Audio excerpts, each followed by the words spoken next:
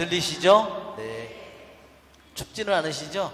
네. 추우면 말씀하세요. 네. 네.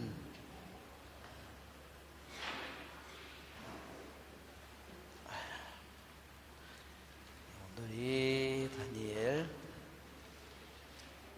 4장 할 차례입니다. 다니엘 4장이 또 흥미진진한 부분이죠, 여러분. 우리 먼저 기도하고 시작하겠습니다. 성부와 성자와 성령의 이름으로 아멘. 하늘에 계신 우리 아버지의 이름이 거룩히 빛나시며 아버지의 나라가 오시며 아버지의 뜻이 하늘에서와 같이 땅에서도 이루어지소서.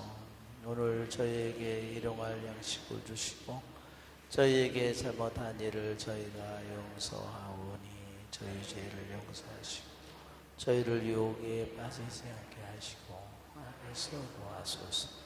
아멘. 성부와 성자와 성령의 이름으로 아멘.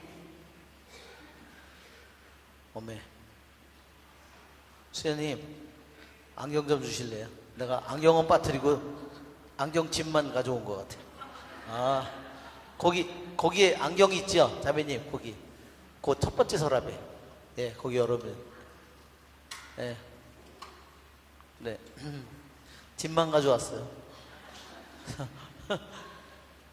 없지요, 머리에? 참말로. 감사합니다, 수현님. 예, 많이 망가져가지고 이게 된 겁니다. 그렇죠? 우리 먼저 4장을 읽고 그래서 여기다가 스페어를 놔뒀어요. 정말 잘한 것 같아요. 예, 자, 우리 같이 읽어봅시다. 나 네부카드네자르는 집에서 편히 지내며 궁궐에서 영화를 누리고 있었다. 그러다가 꿈을 꾸었는데 그것이 나를 두렵게 하였다. 침상에서 일어나는 여러 상상과 머릿속의 환시들이 나를 놀라게 하였다. 나는 칙령을 내려 여기 안경이 여기 있네. 뜸의 뜻을 설명하라고 하였다. 요술사, 주술사, 점성가, 점술사들이 오자 내가 그들에게 꿈을 이야기해 주었지만 그들은 나에게 그 뜻을 설명하지 못하였다. 마침내 다니엘이 나에게 왔다. 내 신의 이름을 따라 벨트사차르라는 이름을 가진 그는 거룩한 신들의 영을 지닌 사람이었다. 그래서 내가 그에게 꿈을 이야기해 주었다. 요술사들의 우두머리 벨트사차르야, 너는 거룩한 신들의 영을 지녔으며 어떠한 신비도 너에게는 어렵지 않음을 나는 안다. 내가 본 꿈은 이러하니 그 뜻을 말해보아라. 침상에 누워있을 때 나는 머릿속에 떠오르는 환시를 보았다. 나무가 한 그루 보였다. 세상 한가운데 자리 잡은 높이가 엄청난 나무였다. 그 나무가 더욱 크고 튼튼하게 자라서 높이가 하늘까지 닿으니 세상 끝 어디에서도 그것을 볼 수 있었다. 열매는 풍성하여 모든 사람의 양식이 될 수 있었다. 그 그늘 밑으로는 들짐승들이 찾아들고 그 가지에는 하늘의 새들이 깃들이며 모든 생물이 그 나무에서 양식을 얻었다. 침상에 누운 나는 계속 떠오르는 환시를 보고 있었는데 이번에는 하늘에서 거룩한 감시자가 내려와 큰 소리로 외쳤다. 그가 이렇게 말하였다. 저 나무를 베어라. 가지는 잘라내고 잎은 떨어버리고 열매는 흩어버려라. 짐승들을 그 밑에서 새들을 그 가지에서 쫓아내어라. 그러나 뿌리 든 걸은 땅에 남겨두어라. 쇠사슬과 청동사슬로 묶어 들불 사이에 남겨두어라. 하늘에서 내리는 이슬에 젖은 채 땅의 잡초들 사이에서 짐승들과 운명을 함께하여라. 그 마음이 바뀌어 사람의 마음이 아니라 짐승의 마음을 지니고 7회를 지내게 하여라. 이는 감시자들의 결정에 따른 명령이며 거룩한 이들의 지시에 따른 판결로서 가장 높으신 분께서 인간들의 나라를 지배하심을 살아있는 자들이 알게 하려는 것이다. 그분께서는 원하시는 이에게 그 나라를 주시고 가장 낮은 사람을 그 나라 위에 세우신다. 이것이 나 네부카드네자르 임금이 본 꿈이다. 벨트사차르야, 이제 내가 그 뜻을 말해보아라. 내 나라의 현인들은 아무도 그 뜻을 나에게 설명하지 못하였다. 그러나 너는 거룩한 신들의 영을 지녔으니 할 수 있지 않느냐. 벨트사차르라는 이름을 가진 다니엘은 잠시 당황하였다. 임금의 생각들이 그를 놀라게 한 것이다. 그러자 임금이 말하였다. 벨트사차르야, 내 꿈과 그 뜻이 너를 놀라게 하지 않기를 바란다. 그제야 벨트사차르가 대답하였다. 임금님, 그 꿈이 임금님의 원수들에게, 그 뜻이 임금님의 적들에게 해당되는 것이라면 얼마나 좋겠습니까? 께서 보신 그 나무는 크고 튼튼하게 자라서 높이가 하늘까지 닿아 세상 어디에서도 그것을 볼 수 있었습니다. 이쁜 아름답고 열매는 풍성하여 모든 사람의 양식이 될 수 있었습니다. 그 그늘 밑에는 들짐승들이 깃들이고 그 가지에는 하늘의 새들이 둥지를 틀었습니다. 임금님, 그 나무는 바로 임금님이십니다. 임금님께서는 크고 튼튼하게 자라셨습니다. 임금님의 위력은 더욱 커져 하늘까지 닿고 임금의 통치는 땅끝까지 이르렀습니다. 그런데 임금님께서는 하늘에서 거룩한 감시자가 내려와 이렇게 말하는 것을 또 보셨습니다. 저 나무를 베어버려라. 그러나 뿌리 든 것은 땅에 남겨두어라. 쇠사슬과 청동사슬로 묶어 들불 사이에 남겨두어라. 하늘에서 내리는 이슬에 젖은 채 들짐승들과 운명을 함께하여라. 7배를 지낼 때까지 그렇게 하여라. 임금님, 꿈의 뜻은 이러합니다. 그것은 저의 주근이신 임금님께 내리신 가장 높으신 분의 결정입니다. 임금님께서는 사람들에게서 쫓겨나 들짐승들과 함께 사시겠습니다. 그래서 소처럼 풀을 드시고 하늘에서 내리는 이슬에 젖으실 것입니다. 그렇게 7배를 지내시고 나서야 임금님께서는 비로소 가장 높으신 분께서 인간들의 나라를 다스리시고 그분께서 원하시는 이에게 그 나라를 주신다는 것을 깨닫게 되시겠습니다. 또 그 나무에 뿌리 든 꼴을 남겨두라고 한 것은 하늘이 세상을 다스림을 임금님께서 깨달으신 다음에야 임금님의 나라가 임금님께 되돌려진다는 것을 뜻합니다. 그러니 임금님, 저의 조언이 임금님께 받아들여지기를 바랍니다. 의로운 일을 하시어 죄를 벗으시고 가난한 이들에게 자비를 베푸시어 보리를 벗으십시오. 그리하시면 임금님의 번영이 지속될지도 모릅니다. 이 모든 것이 네부카드네자르 임금에게 그대로 일어났다. 12달이 지난 뒤 임금은 바빌론에 있는 왕궁 옥상을 거닐면서 혼자 말하였다. 이것이 대바빌론이 아니냐. 내가 영광과 영화를 떨치려고 나의 강력한 권세를 행사하여 왕도로 세운 것이다. 이 말이 임금의 입에서 채 떨어지기도 전에 하늘에서 말소리가 들렸다. 네부카드네자르 임금아, 너에게 내리는 판결이다. 왕권이 너에게서 떨어져 나갔다. 너는 사람들에게 쫓겨나 들짐승들과 함께 살 것이다. 그래서 너는 소처럼 풀을 먹을 것이다.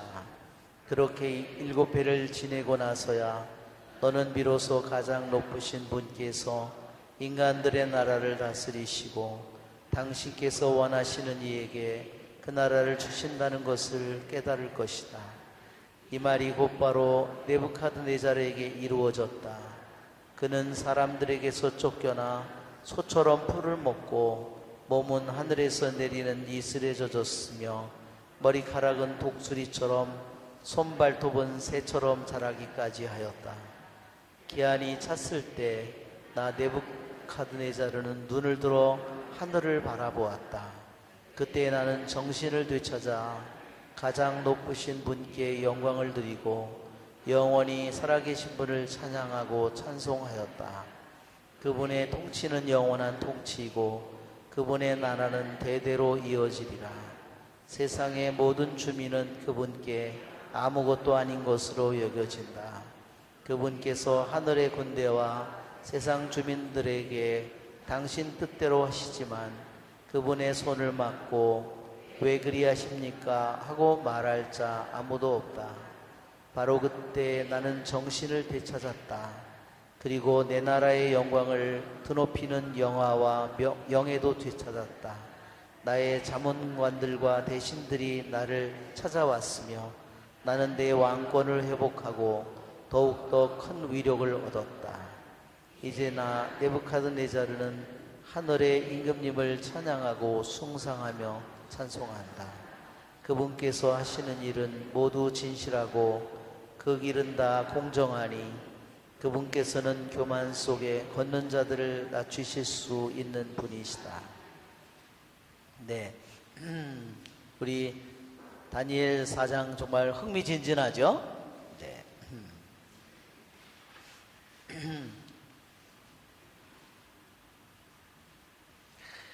예, 먼저 그림을 한번 우리가 그림 파일을 한번 보면 예, 처음에 1장에 다니엘이 이스라엘에서 끌려서 바빌론으로 끌려가 가지고 포로로 끌려가서 거기에서 궁궐에서 내시로 그들이 교육을 받는, 그래서 부정한 음식을 먹지 않기로 했다고 그랬죠? 결심했다고 그랬죠? 이것이 다니엘과 세 젊은이가 정말 그 이방인의 나라에서 나라도 잃고 성전도 불탔지만 이방인의 나라에서 어떻게 그들이 하느님의 법을 따르고 하느님의 말씀을 지키는 그 출발점이 되는 거예요. 정말 이것은 놀라운 부분입니다. 이 모든 것이 축복을 가져왔다고 그랬죠? 다니엘의 삶에 내시장에 동정과 호의를 입도록 했고 열흘 동안 풀만 먹었는데도 살이 더 올라 있었고, 그렇죠? 지혜가 다른 사람들보다 10배나 뛰어난 이 모든 축복을 가져온 겁니다. 이것이 1장의 이야기였다면 2장에서는 왜 안 넘어가지? 예, 2장에서는 이게 이제 저기의 왕이라면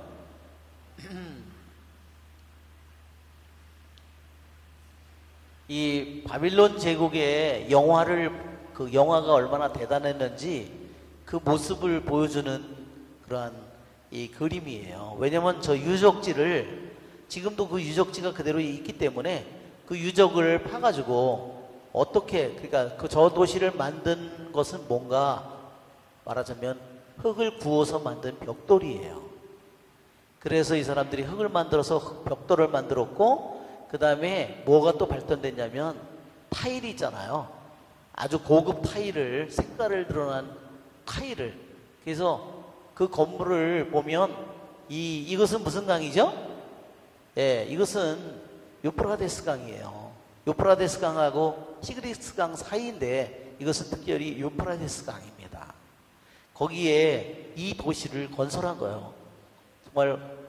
정말 거대한 도시를 건설했죠. 그리고 이 지역이 뭐냐면요, 평야지대예요. 그러니까 조금만 높이 지어도 어떻게 되죠? 전체 도시에서 다 보일 수 있는 겁니다. 이게 여기 보면 여기에 높은 저기가 있죠. 여기 말하자면 이것이 궁궐이에요. 이게 행인가던이라고 해가지고 고대의 7대 불가사의가 있는데 그 중에 하나가 피라밋이에요. 고대의 불가사의 중에 하나가 이 네부갓네자르 왕이 통치를 몇 년을 했냐면요, 43년을 통치를 했어요. 그러니까 바빌론 제국이요 총 70년밖에 되지 않아요. 그러니까 바빌론 제국의 통치가 총 70년밖에 되지 않는데 43년을 네부카드네자르가 통치했으니까 바빌론 제국은 정말 네부카드네자르 왕의 통치라고 생각해도 무방할 정도입니다. 이게 하늘에 말하자면 그게 거의 여기에다가 말하자면 벽돌을 쌓아서 이렇게 높은 이 행인 가든이라는, 이게 말하자면 정원을 저 위에서 이 꼭대기에서 나무들이 수목이 1층, 2층, 3층, 4층 거대하게 이렇게 만들었어요. 왜 만들었다 그랬어요? 지난번에 한번 했네요. 왕비가, 네부갓네자르의 왕비가 어디 출신이라고 했어요? 숲이 많은 곳에서 태어나서 자란. 그래서 그 여자가 이 바빌론 궁궐에서 사는데 맨날 어때요? 그걸 그리워해서 나중에 이거를 말하자면 만든 겁니다. 이 거대한, 정말 이것이 고대 불가사의 중에 7대 불가사의 중에 하나입니다. 자, 그리고 여기 보면 우리 그 색깔이 잘 안 나타나는데, 이게 퍼레이드를 하는, 여기 전쟁의 승리를 하면 퍼레이드를 하는 도로인데요. 이 도로만 1km래요. 전부 다 타일로다가 다 붙인 거예요. 하늘색 타일로. 어마어마한. 그래서 지금도 그 벽돌하고요, 타일을 조사해 보면요, 다 거기에 타일의 이름이 누구냐면 10개 중에 9개, 20개 중에 19개가요 누구의 이름이 써 있냐면 네부카드네자르 왕의 이름이 써 있다는 거예요. 그런 정말 예, 얼마나 이 네부카드네자르 대왕이, 그래서 여기 보면 큰 하늘까지 닿은 나무가 나오죠. 이 나무는 누구를 가리킬까요? 이것은 물론 네부카드네자르입니다. 그래서 하늘까지 닿은, 그래서 꿈을 꾸는 거죠. 그 나무가 하늘까지 닿아서 점점 자라서 하늘까지 닿은, 그것까지는 너무 좋았어요. 그렇죠? 근데 갑자기 감시자가 내려와서 저 나무를 베어버려라. 그렇죠? 그 나무가 베어지니까 그 안에 있던 그리고 잎은 어떻게 해? 잎은 다 털어버려라. 열매도 다 말하자면 없애버리고, 나무 등골은 쓰러지고, 그 다음에 나머지 뭐가 남아요? 그루터기가 남아요. 그루터기가 남는데, 이것이 바빌론의 왕의 모습이 하늘까지 닿은 나무를 한 겁니다. 1장에 이 꿈을 꿨던 하느님, 그러한 머리는 금이요 가슴과 팔은 은이요, 이거죠. 첫 번째 거. 두 번째는 금상을 만들어 놓고 온통 모든 몸이 금상을 만들어 놓고 경배하라고, 악기 소리가 나면. 그런데 세절님만은 악기 소리가 나도 경배를 하지 않았는데, 그 불가마 속에 세 사람을 집어던졌는데 네 사람이 거기에 있었고 타지도 않고 불 속에 있었어요. 그래서 이미 네부카드네자르 대왕은 이미 2번이나 하느님을 체험했어요. 자, 이것은 다윗이 그 목욕하는 여인을 내려다보는 그런 장면이에요. 그렇죠?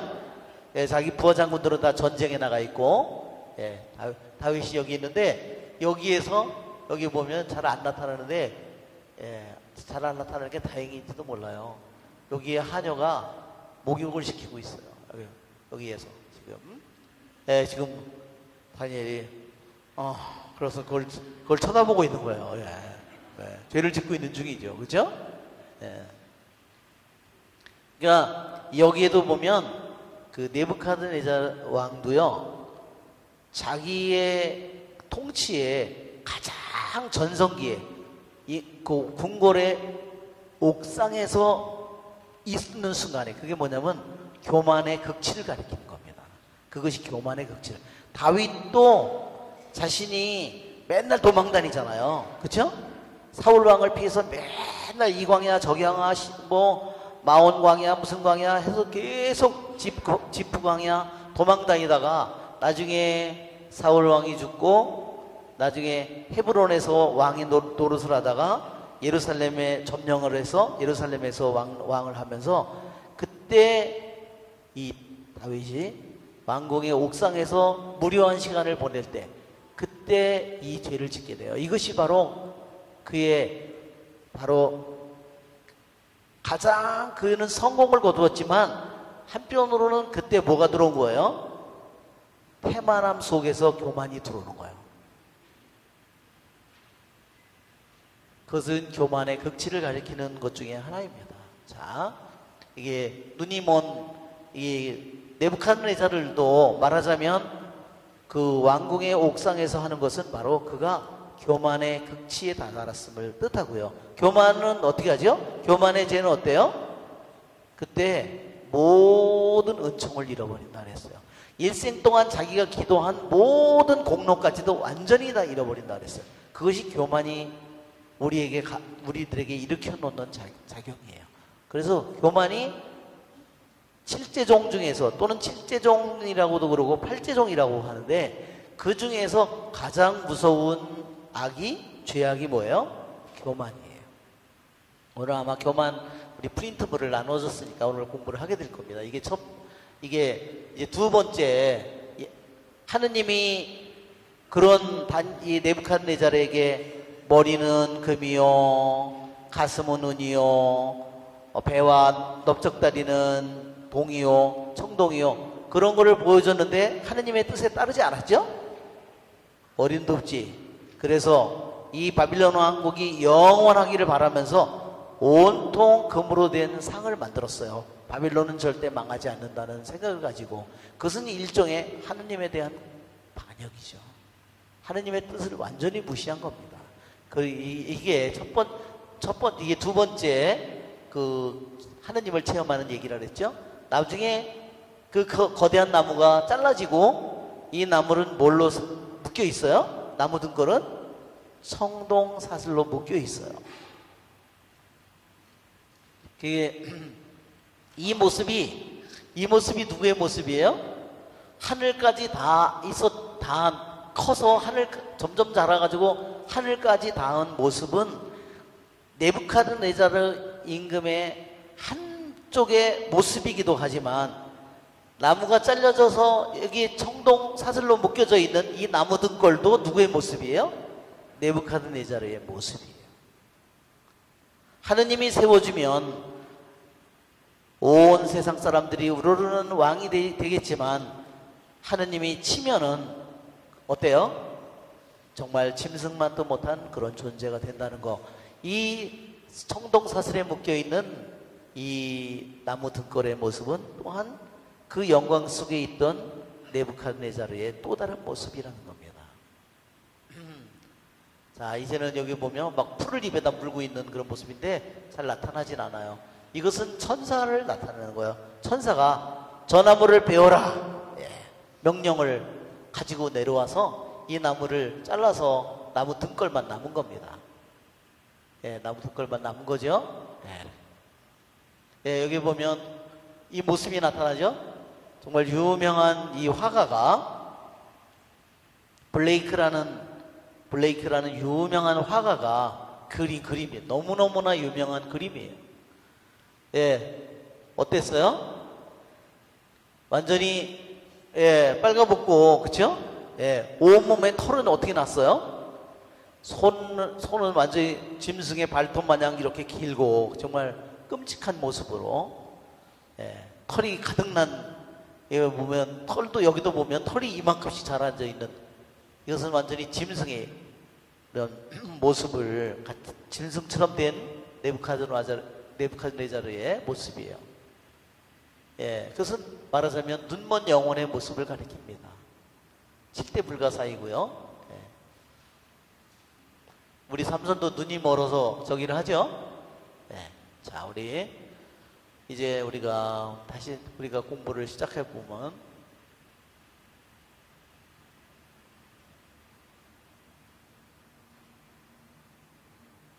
우리 나무로당 한번 자 1절을 한번 볼까요? 나 네부갓네살은 집에서 편히 지내며 궁궐에서 영화를 누리고 있었다. 그러다가 꿈을 꾸었는데 그것이 나를 두렵게 하였다. 여기에 나 네부카드네자르는 집에서 편히 지냈고 궁궐에서 영화를 누렸다.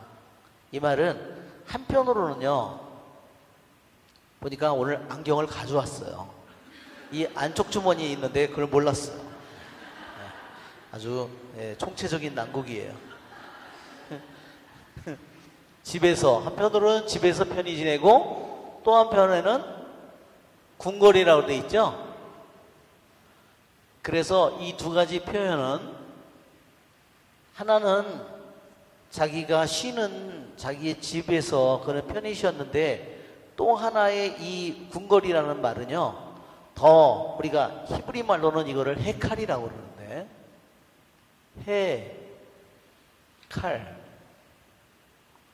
헤칼. 예, 생선 쓰는 회칼 같죠? 헤칼.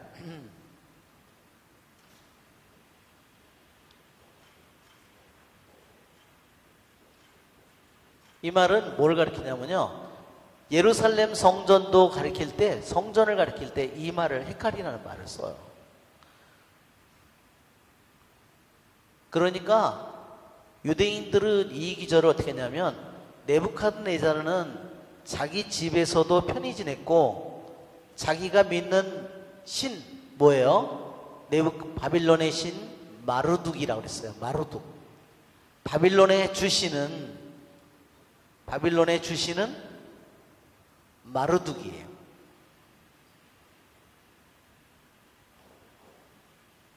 말하자면 마르둑 또 여신은 뭐냐면 이시타르예요.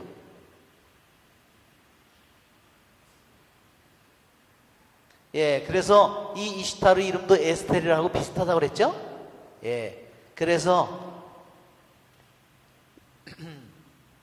이 바빌론의 신전에서 말하자면 그가 영화를 누리고 있어요.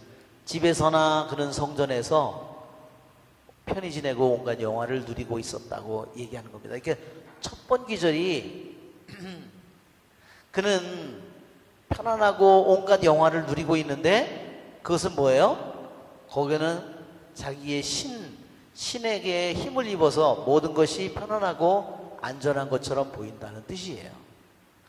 그러나 실제로는 그렇지 않다는 거죠. 무슨 말인지 아시겠죠? 네. 2절을 보면, 그러다가 꿈을 꾸었는데 그것이 나를 두렵게 했다. 예.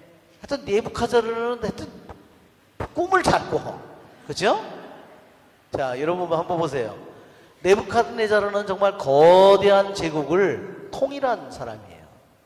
그가 지도를 보면, 우리 지도에서 보면 나타나지만, 얼마나 이 네부카드네자르가 왜 대왕이라고 가르치냐면, 이 네부카드네자르가요, 여기에 바빌론 제국에 말하자면 이 제국에 여기에 보면 니프르라고, 여기가 지금 바빌론이죠. 여기에 이 제국에서 그가 거대한 아시리아 제국도 꺾었고, 여기 있는 에집트의 제국 나라도 두 연합권을 무찌른 사람이에요. 그러니 정말 대단한 존재죠. 그렇게 대단한 존재이지만 꿈 하나 때문에 자기가 두려워 떨어요. 그렇죠? 그것이 한편으로 인간의 모습이기도 합니다. 침상에서 일어나는 여러 상상과 머릿속의 환시들이 나를 놀라게 했다. 여러분, 왜 나무가 높이 자라서 모든 짐승들이 그 그늘에 숨고, 새들이 와서 거기 가서 그늘에 가지에 앉아있고, 잎이 무성하고 열매는 많고, 모든 것들이 짐승이든 새든 거기서 모두 양식을 얻어먹고, 그렇죠?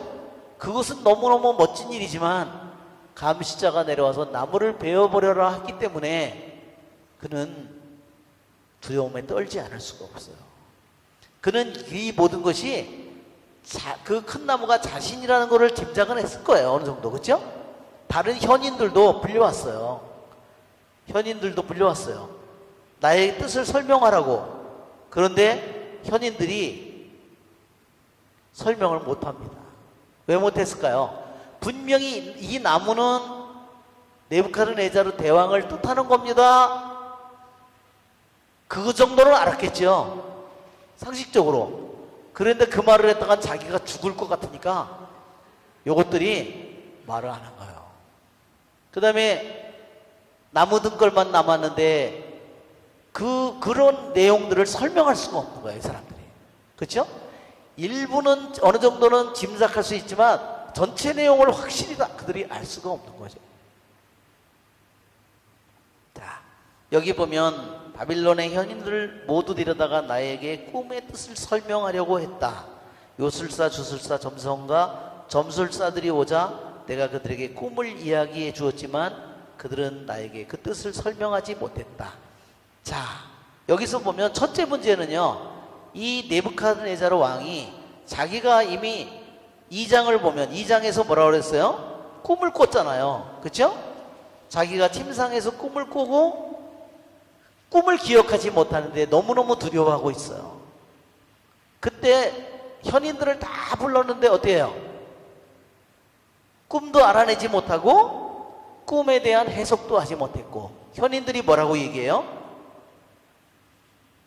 임금님이 꿈을 얘기해주면 우리가 해석해주겠다. 꿈을 얘기했는데도 해석을 해야 못해요.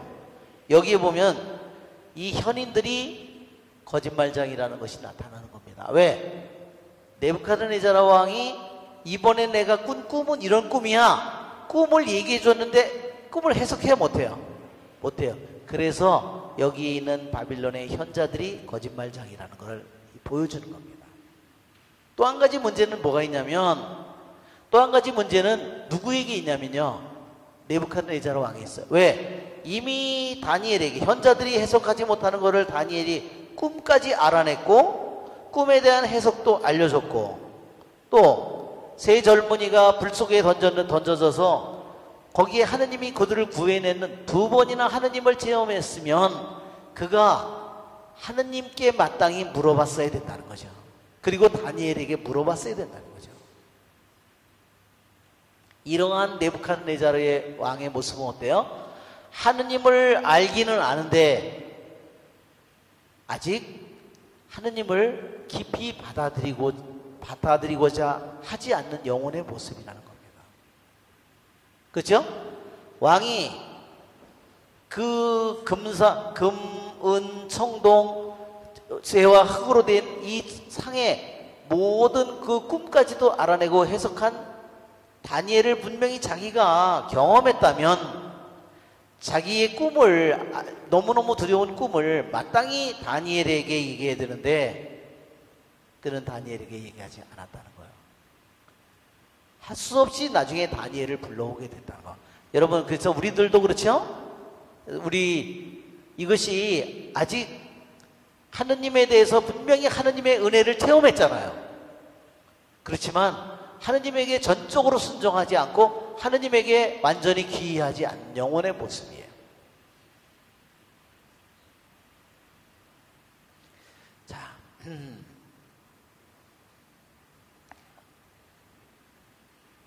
마침내 다니엘이 나에게 왔다. 내 신의 이름을 따라 벨트사차르라는 이름을 가진 그는 거룩한 신들의 영을 지닌 사람이었다.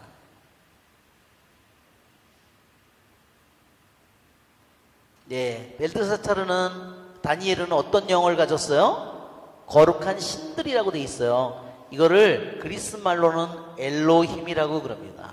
그렇지만 엘로힘 복수로 되어 있지만 이것은 성경에서 하느님을 얘기할 때 엘로힘이라는 단어는요, 복수로 사용하지만 이것은 하느님 한 분을 가리키는 말이에요. 그래서 내가 그에게 꿈을 이야기해 주었다. 요술사들의 우두머리 벨트사차르야, 너는 거룩한 신들의 영을 지녔으며 어떠한 신비도 너에게는 어렵지 않음을 안다. 그래요. 분명히 이 다니엘은 거룩한 신 하느님의 영을 지닌 사람이에요.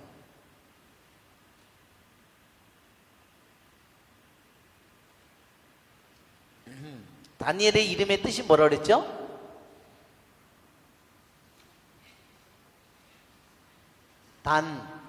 단이라는 것은요, 하느님께서 심판을 한다는 뜻이에요.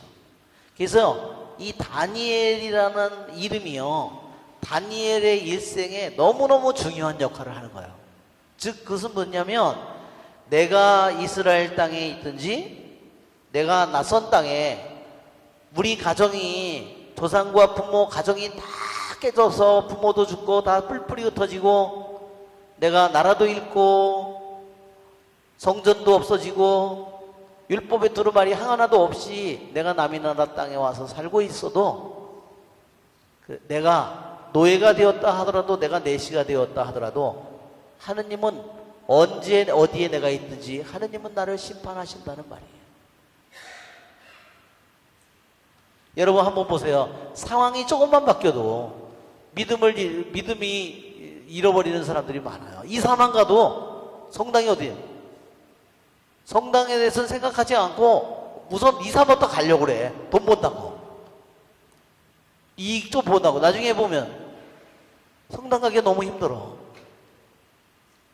그럼 어떻게 돼요? 믿음을 잃어버리는 겁니다. 이 다니엘의 이름이 하느님께서 나를 심판하시는, 내가 어떤 역경에 처하든 어떤 어려움에 처하든지 하느님께서 나의 모든 생각과 내 뜻과 내 결정과 내 마음, 모든 행동을 바라보시고 하느님께서 심판하신다는, 이게 다니엘의 이름이 정말로 다니엘의 일생에 얼마나 커다란 나침판의 역할을 했는지 모른다는 겁니다.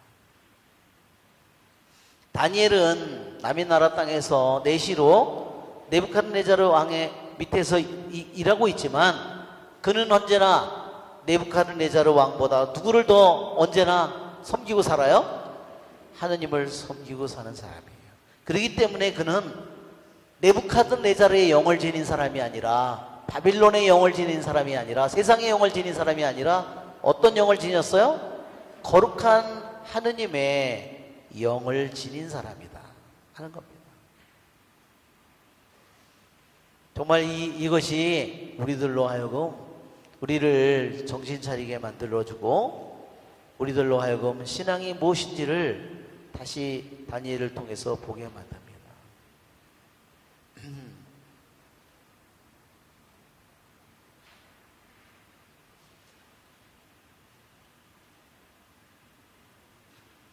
나무가 한 그루 보였다. 세상 한가운데 자리 잡은 높이가 엄청난 나무였다. 그 나무가 더욱 크고 튼튼하게 자란 높이가 하늘까지 닿으니 세상 끝 어디에서도 그것을 볼 수 있었다. 잎은 아름답고 열매는 풍성하고 모든 사람의 양식이 될 수 있었다.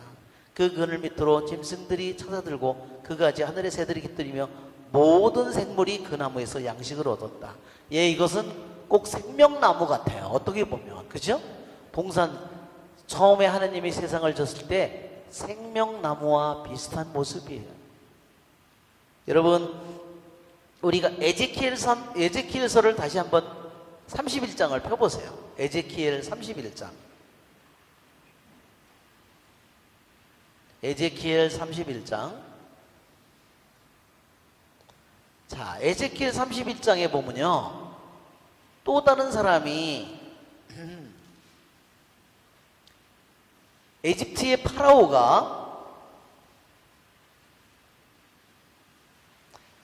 파라오를 레바논의 송백나무에 비유했어요.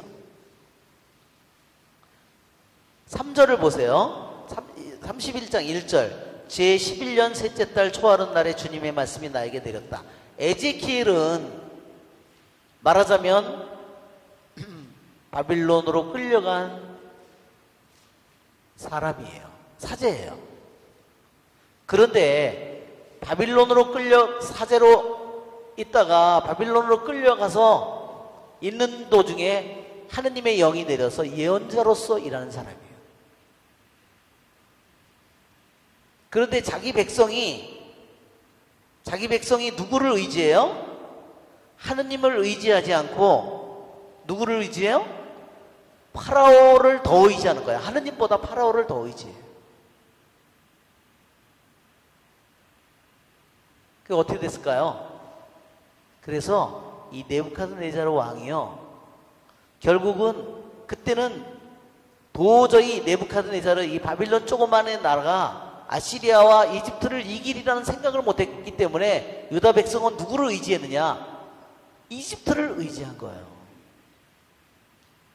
이집트가 자기를 구해주리라고 생각한 거예요. 근데 에제키엘 예언자를 통해서 뭐냐? 이집트는 결국은 지금 그렇게 높이 어떤 나무보다 큰 나무이지만 그 나무는 쓰러질 것이다. 누구에게 쓰러지나요? 네부카드네자르에게 쓰러진다는 겁니다. 그러니까 여기에서 에제키엘 31장 1절부터 18절까지에는 이집트의 파라오가 가장 커다란 나무예요. 그런데 그걸 쓰러뜨리는 사람이 누구라고요? 네부카드네자르예요. 근데 네부카드네자르도 또 어떻게 돼요? 그도 천사가 내려와서 저 나무를 베어버려라. 예, 그것이 아무리 세상에 파라오라 하더라도, 아무리 바빌론 제국의 대왕이라 하더라도 하느님이 한번 결정하면 그걸로 그 거대한 나무는 쓰러진다는 겁니다. 굉장히 정말로 놀랍지요? 예. 그러니까 파라오가, 이집트의 파라오가 거대한 어떤 나무보다도 가장 커다란 송백나무, 송백인 것처럼 여기에서 지금 네부카드네자르 대왕이 하늘까지 닿는 그러한 나무입니다. 그리고 여기에 특징은 뭐냐면요, 모든 짐승들이, 모든 생물들이 이 나무에게서, 이 바빌론의 제국의 왕에게서 양식을 얻어요.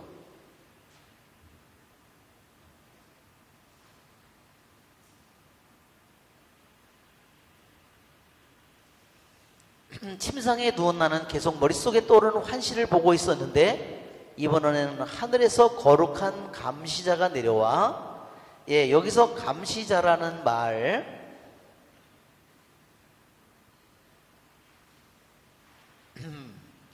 감시자라는 말은요, 히브리 말로 이르라고 그럽니다. 이르.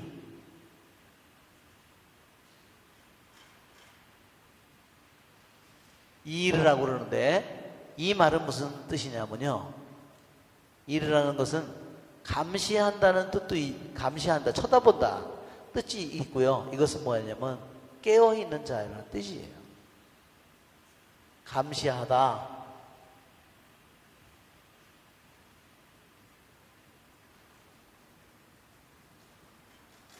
깨어있다. 왜? 천사들은, 인간은 육신을 가졌기 때문에 잠을 자지만 천사는 육신을 가지지 않았기 때문에 잠을 자지 않는 존재라는 거예요. 우리는 24시간 내가 잠을 안 자고 내가 깨어서 가게를 봐요. 예, 내가 편의점에서 내가 24시간 돈 많이 벌려고 24시간 근무가 되나요? 예, 말도 안 되죠. 그러나 천사는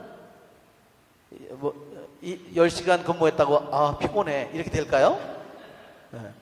8시간 근무했다고 피곤하다 이렇게 될까요? 천사는 육신이 없는 존재라 피곤을 느끼지 못하는 존재라는 겁니다.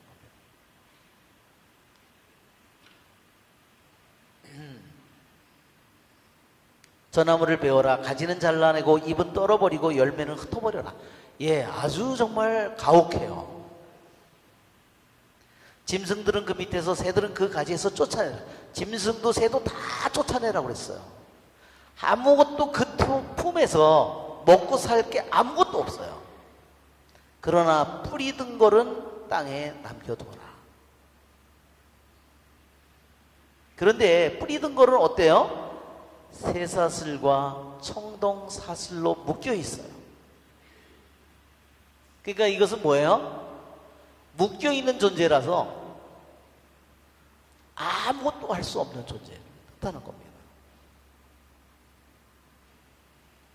들불 사이에 남겨두어라. 하늘에서 내리는 이슬에 젖은 채 땅의 잡초들 사이에 짐승들과 운명을 함께하게 하여라. 그 사람, 그 마음이 바뀌어 사람의 마음이 아니라 짐승의 마음을 지니고 7회를 지내게 하여라. 그렇게 짐승으로 지내야 되는 것이 몇 년이에요? 7년이에요. 예, 한번 자기네 나라의 대왕이 갑자기 뻘거벗고 짐승처럼 기어다니면서 풀을 뜯어먹고 그러고 한다면 어떻겠어요? 정말 상상할 수 없는 일이죠. 그것도 하루 이틀이 아니라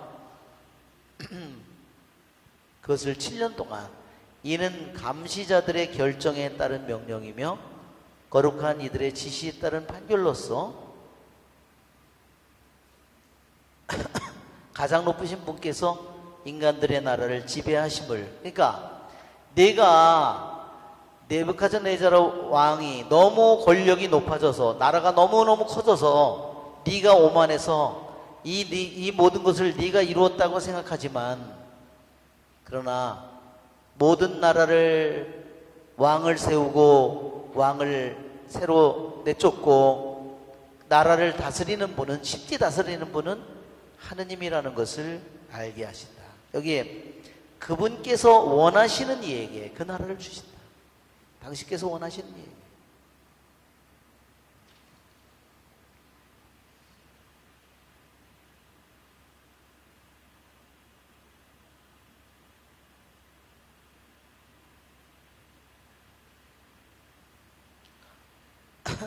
가장 낮은 사람을 그 나라 위에 세우신다. 이것이 나 네부갓네살 임금이 본 꿈이다. 벨트사차리야, 이제 내가 그 뜻을 말해보아라. 내 나라의 현인들은 아무도 그 뜻을 나에게 설명하지 못하였다. 그러나 너는 거룩한 신들의 영을 지녔으니 할 수 있지 않느냐. 자, 이 다니엘 4장이요 1절은 뭐로 시작하냐면 나로 시작해요. 그러고서요 이 16절서부터는 다시 3인칭으로 시작돼요. 내용이. 그러니까 다니엘서 4장 1절부터 15절까지는요 이 네부갓네살 왕이 나는 이렇게 하는 거예요. 그래서 이것은 무슨 뜻이냐면 네부갓네살 왕이 자기가 직접 이것을 얘기했다는 것을 뜻하는 겁니다. 무슨 말인지 아시겠죠? 그 대신 16절서부터는 이것을 다른 사람이 말하는 입장에서 이 사실을 우리에게 드러내 보여주고, 다시 31절을 보세요. 31절을 보면 기한이 찼을 때 나 네부갓네살은 이렇게 돼서 이것이 네부갓네살 대왕이 친히 이것을 자기 자신이 글로 썼다는 것을 보여주는 내용이다.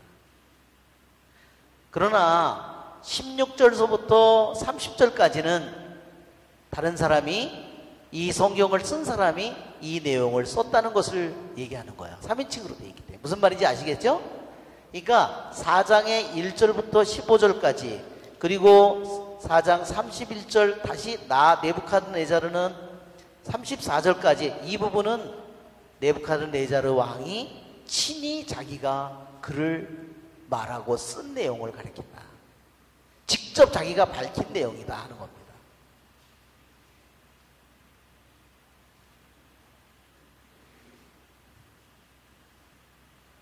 왜 이런 내용이 중요하냐면요, 많은 학자들 중에서 이것은 진짜 역사적으로 일어난 일이 아니라고 주장하는 사람들이 지금도 많다는 겁니다.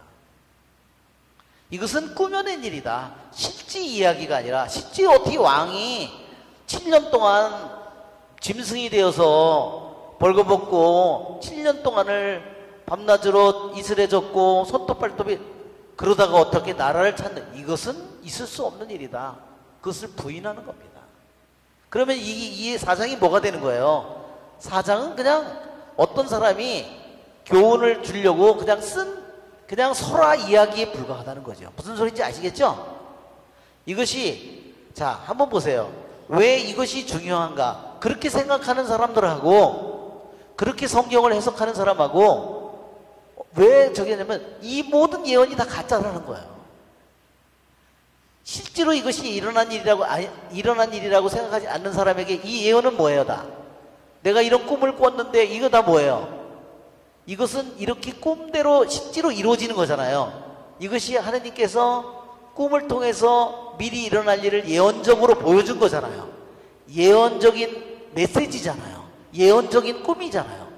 그런데 이거를 그냥 어떤 사람이 교훈을 주기 위해서 꿈이었다 생각해보면 예언의 말이 뭐가 되어다? 다 없어져 버리는 거예요. 이게 하느님의 권능을, 하느님이 모든 것을 아시는 하느님의 이 모든 권능을 다 부인하는 길이에요. 정말 교묘하죠? 네. 그것이 정말 수많은 이 공부를 한 박사들이 이런 사람들이 많다는 겁니다.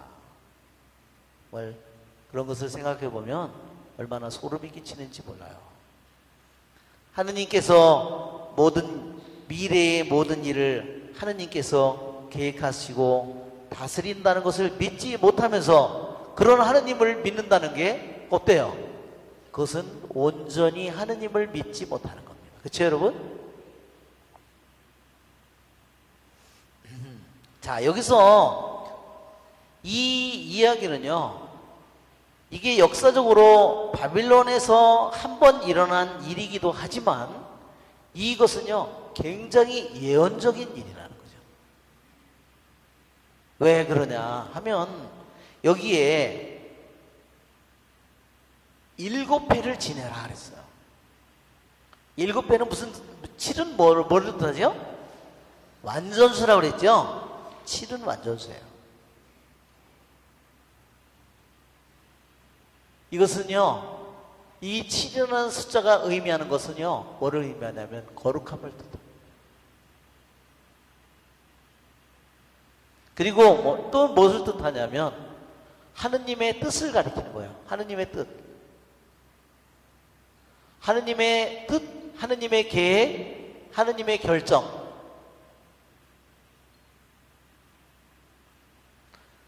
실은 바로 그것을 뜻합니다. 그래서 그거를 완전이라고 말하는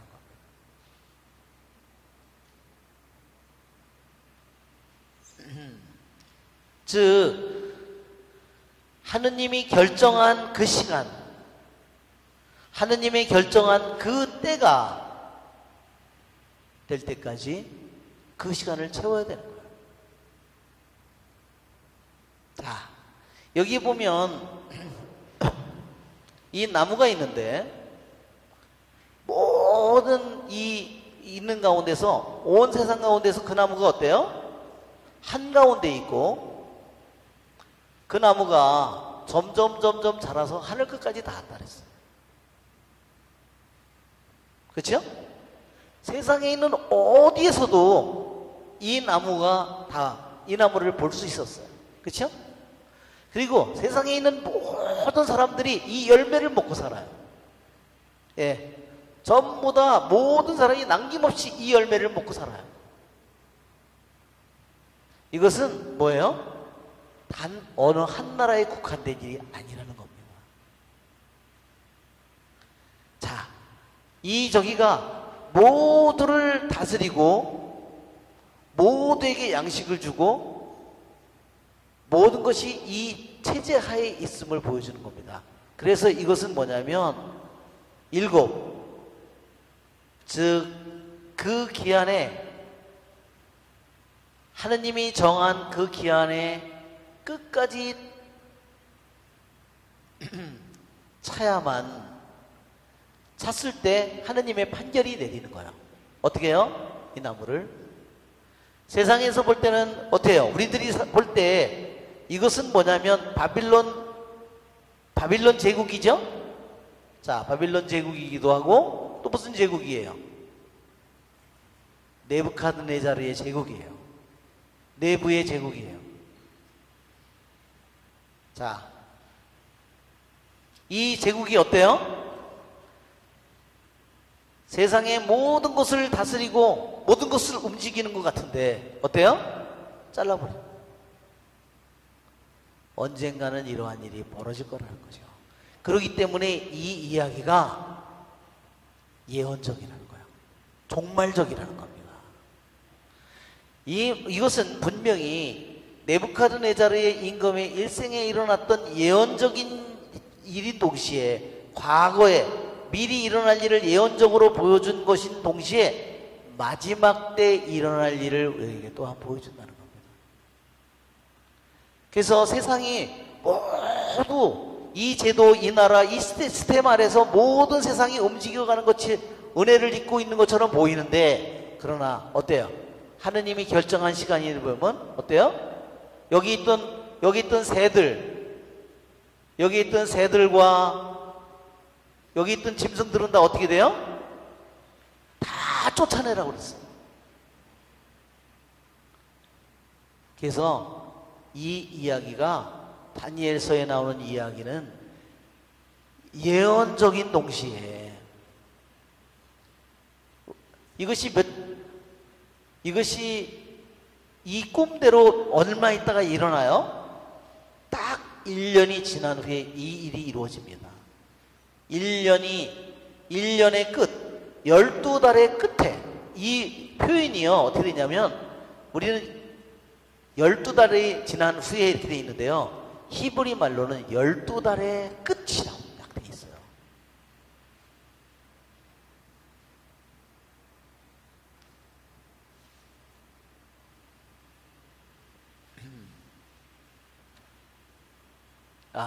우리 쉬었다가 벌써 3일, 제가 가끔 가다가 시간관념을, 이 네부카드네자르 왕은 여기에 사장에서 특별히 나타나는 모습은 그가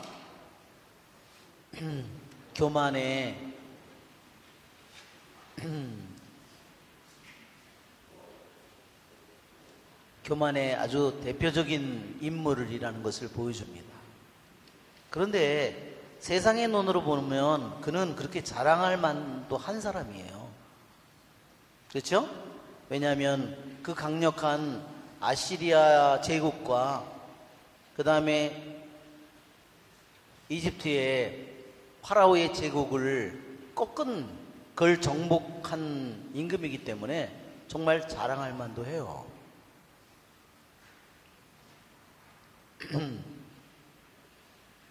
그래서 그 전투를 카르케미스 전투라고, 카르케미스 전투, 세계 역사에 나오는 정말 어마어마한 전쟁이에요. 이 전쟁에서 승리를 했기 때문에 이 네부칸네자르가 말하자면 바빌론 제국을 건설하게 됐고, 그가 대왕의 자리에 올라갔는데, 아까도 얘기했지만 세계의 7대 불가사의 중에 하나인 행잉 가든이라고,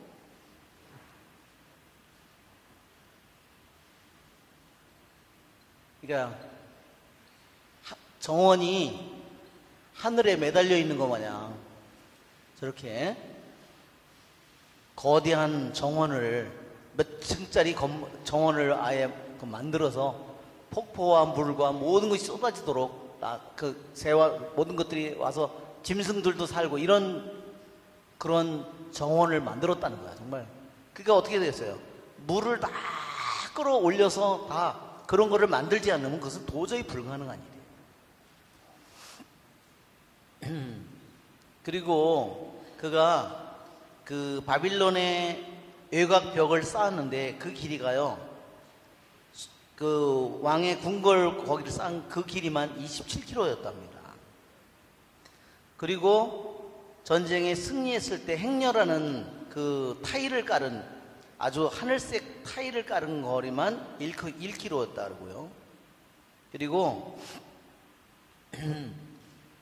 신화에 나오는 짐승 575마리, 570, 그런 신화에 나오는 동물을 그 타일로 다 모양을 만들었대요. 그리고 그가 세운 90m짜리 그러한 성체, 그러니까 지구라트처럼 높은, 여기 보면 저기 높이 있죠? 저런 거를 90m짜리를 높이를 세웠다는 겁니다. 그리고 130m짜리 다리도 말하자면 유프라데스 강에다가 건설했답니다.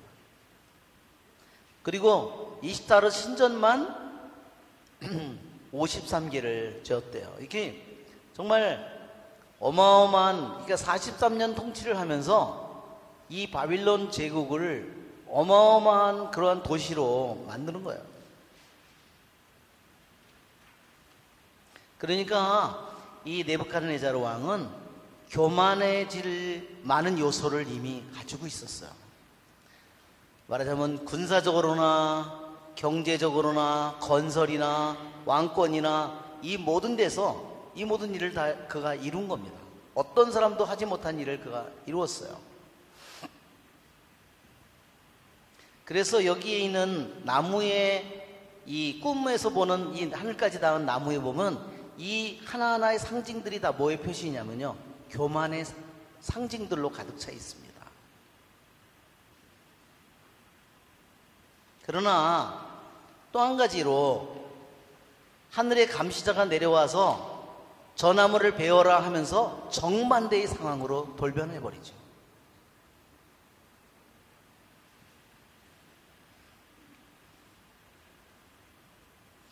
자, 우리는 다니엘이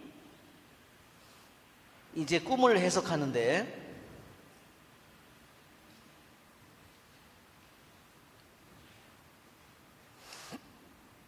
아까도 얘기한 것처럼 17절에 임금님께서 보신 나무는 크고 튼튼하게 자라서 높이가 하늘까지다. 세상 어디에서도 그것을 볼 수 있었다고 그랬죠?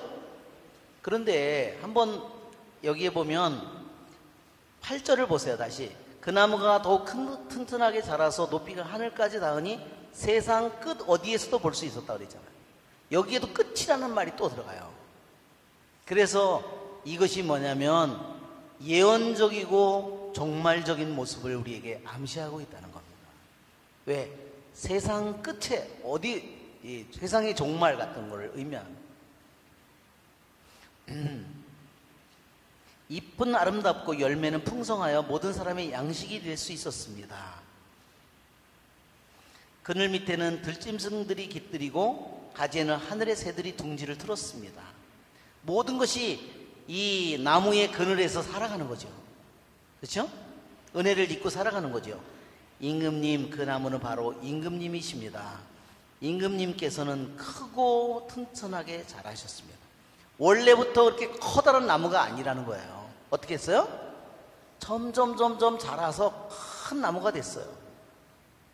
임금님의 위력은 더욱 커져 하늘까지 닿고 임금 통치는 땅끝까지 이르렀습니다. 그런데 임금님께서는 하늘에서 거룩한 감시자가 내려와 이렇게 말하는 것을 보셨습니다. 저 나무를 베어버려라. 그러나 뿌리 든 걸은 땅에 남겨두어라.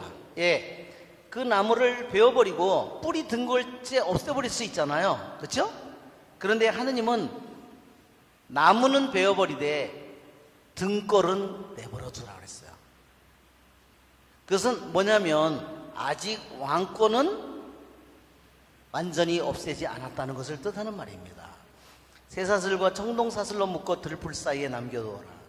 그러니까 묶여있는 나무 등걸은 아무것도 할 일이 없어요. 하늘에서 내리는 이슬에 젖은 채 들짐승동과 운명을 함께하여 7회를 지날 때까지 그렇게 하여라.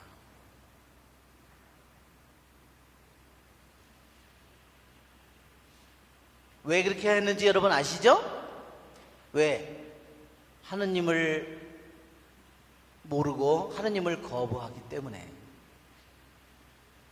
그래서 감시자가, 하늘의 천사가 그 판결을 내린 겁니다. 임금님 꿈의 뜻은 이러합니다.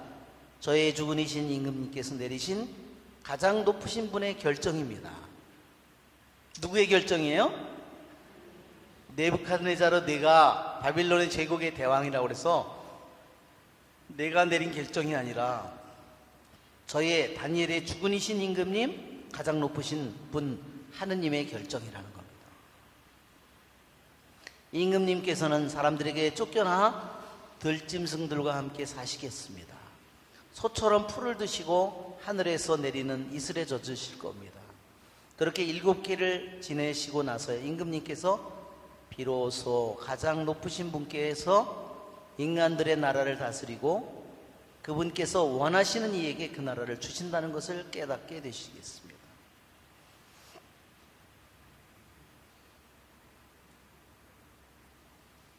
또 그 나무에 뿌리 든 거를 남겨두라고 한 것은 하늘이 세상을 다스림을 임금님께서 깨달으신 다음에야 임금님의 나라가 임금님께 되돌려진다는 것을 뜻합니다. 언제 다시 왕권이 다시 되돌려지나요? 회복되나요? 자기가 깨달은 후에야. 세상을 하느님이 세상을 다스리는 거지, 너는 겉으로 내가 너를 세워줬으니까 내가 임금 노릇을 하는 거지, 내가 너를 치면 끝이다 하는 겁니다. 그렇죠? 그러니 임금님, 저의 조언이 임금님께 받아들여지기를 바랍니다. 의로운 일을 하시어 죄를 벗으시고 가난한 이들에게 자비를 베푸시어 불의를 벗으십시오. 그리하시면 임금님의 번영이 지속될지도 모릅니다. 자, 여기서 보면요, 다니엘은 꿈이 가진 의미를, 예언적인 의미를 다 알려줬어요. 그런데 그 왕이 그 판결을, 하느님의 판결을 벗어날 수 있는 길을 알려준 거예요. 그것이 뭐냐? 그게 치료책이라는 거죠. 이 네부카드네자르 왕에게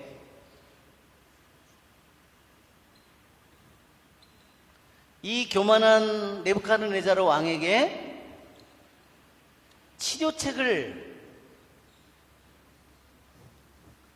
그가 나무를 하느님께서 베어내라는 것은 뭐예요? 교만하기 때문에. 하느님께서 모든 것을 이루어줬는데 자기가 모든 것을 이루었다고 생각하니까 그 교만을 꺾기 위해서 나무를 베는 건데, 내가 정신을 차려서 어때요? 치료책은 뭡니까? 한번 읽어볼까요? 의로운 일을 하시어 죄를 벗고 가난한 이들에게 자비를 베푸시어 불의를 벗어라 그랬습니다. 예, 정말 이 네부카드네자르 왕은 거대한 제국을 건설하고 정말 수많은 부와 명예와 모든 것을 다 가졌는데, 그는 굉장히 잔인하게 나라를 다스렸다. 폭정을 했답니다. 나라를. 왜 그랬죠? 나 아니면 이런 나라를 세울 수 없다는 생각 때문에 더 교만한 그가 이런 일을 했어요. 그래서 다니엘이 율법에 따라서 알려준 것은 뭐냐면, 의로운 일을 하시고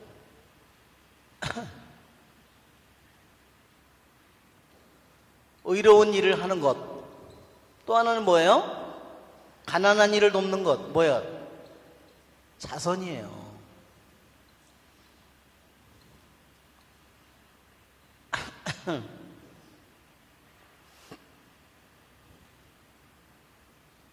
이걸로 두 가지로 죄와 불의를, 어떤 죄죠? 교만의 죄죠. 탐욕의 죄죠. 모든 죄가 다 들어있겠죠. 이것이 바로 마비시키는 영이에요. 우리 로마서 11장 2절을 한번 보세요. 무슨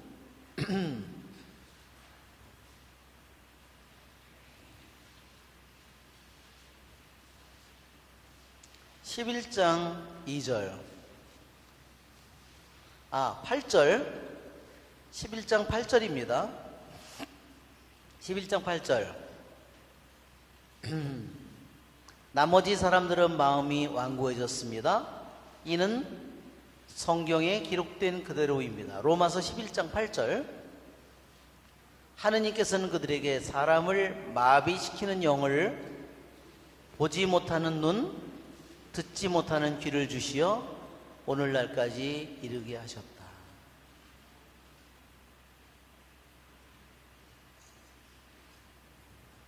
예, 마비시키는 영, 그쵸?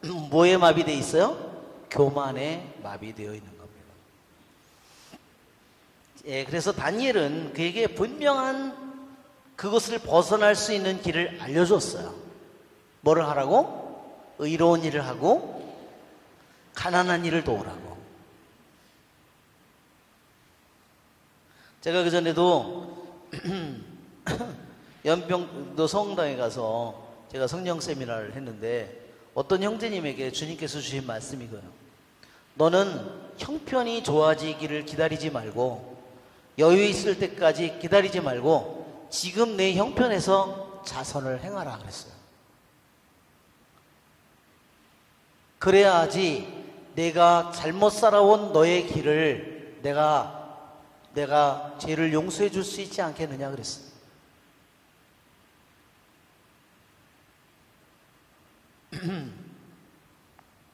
그러니까 더 사정이 좋아질 때를 기다리다가는 우리가 못하는 거야, 그렇지? 자, 꿈이 그대로 이루어지다. 자, 이 모든 것이 네부카드네자르 임금에게 그대로 일어났다. 꿈은 예언적인 꿈이고요, 예언 그대로 일어난 것입니다. 12달이 지난 뒤, 우리말로는 12달이 지난 뒤 그렇게 되어 있는데요, 이게 히브리 말로는 12달의 끝에 그렇게 되어 있어요. 12달의 종말에. 임금은 어디에 있어요? 바빌론에 있는 왕궁 옥상을 거닐면서 혼자 말하였다. 이것이 대바빌론이 아니냐. 내가 영광과 영화를 떨치려고 나의 강력한 권세를 행사하여 왕도로 세운 것이다. 이 말이 임금의 입에서 채 떨어지기도 전에 하늘에서 말소리가 들렸다. 네부카드네자르 임금아, 너에게 내리는 판결이다. 왕권이 너에게서 떨어져 나왔다. 예, 이 네부카드네자르 왕이요, 얼마나 자기를 내세우고 자랑하기를 좋아했는지, 아까 거기에 도시 세운 벽돌 10개 중에 9개, 20개 중에 19개가 다 네부카드네자르 이름이 들어있다고 그랬잖아요. 그리고 이 사람이요, 무슨 일을 또 했냐면 그 벽돌에다가 나무를 쓰러뜨린, 뷰에서 쓰러뜨린 그것을 거기다 새겨서 넣게 했대요. 말하자면 네부카드네자르 대왕이 레바논에 전쟁을 하면서 아시리아 제국도 갔고 에집트도 쳐들어갔잖아요. 가면서 레바논을 거쳐서 들어간 거예요. 레바논은 어떤 지역이냐면 해안가 지역에 있기도 하지만 산에 송맥나무가 많았는데요, 네부카드네자르가 자기의 권세를 뽐내기 위해서 뭐냐면 일부러 송백나무를 베어가지고 거기에 그것을 말하자면 자기가 밟고 서 있는 그 그림을 사람들로 하여금 그리게 하고 그것을 돌이나 이런 데 새겨넣게 했다는 거죠. 결국은 그가 제일 자랑스러워한 일인데 그 나무가 뭐예요? 자기의 운명일처럼 그가 베어 넘어지는 나무가 됐다는 겁니다. 참 역설적이죠?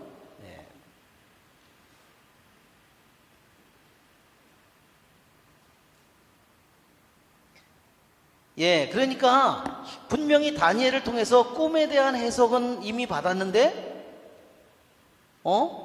나무가 베어진다고? 한 일주일은 좀 벌벌 떨고 지내다가 한 달 지내고 2달 지내고 괜찮잖아. 3달 지내고 4달 지내고 괜찮네. 아이, 괜히 벌벌 떨고 지냈네. 에이, 그러다가 안심하고 다시, 그러니까 하느님의 말씀을, 결국은 하느님의 뜻을 어떻게 됐어요? 결국은 깊이 받아. 이게 다니엘이 말한 것처럼 의로운 일을 행하고 가난한 일을 돕는 일을 충실히 그가 잘 수행했다면 그와 그런 일이 벌어지지 않았는데, 내가 괜한 얘기를 괜히 꿈꾼 거를 너무 크게 생각해가지고 했네. 그래서 그죠? 결국은 하느님의 판결을 그가 결국은 자기가 짓밟고 무시하게 된 거죠. 그 순간에 하느님의 그러한 뜻이 집행이 되는 겁니다. 그것이 바로 그가 바빌론에 있는 왕궁 옥상을 거닐면서 저 바빌론에 그 있는 제국의 거대한 그 제국의 모습을 보면서 뭐라 그랬어요? 이게 바빌론이 아니냐. 그리고 뭐랬어요? 사람들에게 말한 것도 아니에요. 자기 혼자 중얼거린 거야. 옥상에서. 누가 백성들에게 선포한 것도 아니야. 그렇죠? 자기 혼자 말했는데 그 말이 자기 입에서 다 떠나가기도 전에 자기 입에서 다 떠나기도 전에 판결이 떨어졌어요. 하늘에서 말소리가 들렸다. 그래서 교부들은 이렇게 얘기했어요. 하느님은 행동 이전에 생각까지 심판하신다.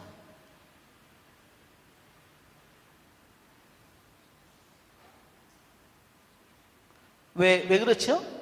자, 그가 교만한 그러한 행동, 교만한 말을 그가 계속해서 그가 하고 있었는데 이 말이 떨어지자마자 판결이 내렸죠? 근데 그런 예언적인 꿈은 언제 벌써 있었어요? 이미 1년 전에 있었어요.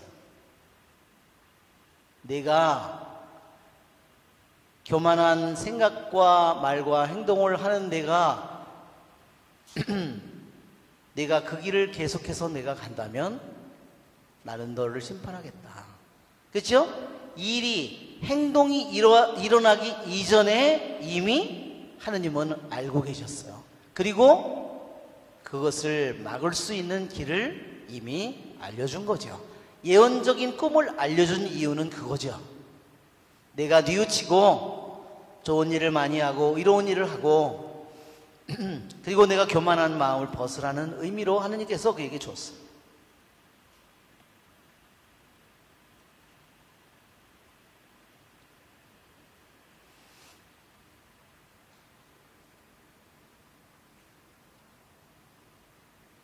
예.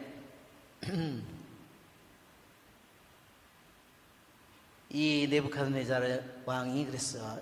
이게 다 내가 이룬 일이 아닌가? 다 이게 내가 성취한 일이 아닌가? 자기가 성취한 일에 도취됐죠? 그래서 이거를 영어로도 아이돌라트리라고 그래요.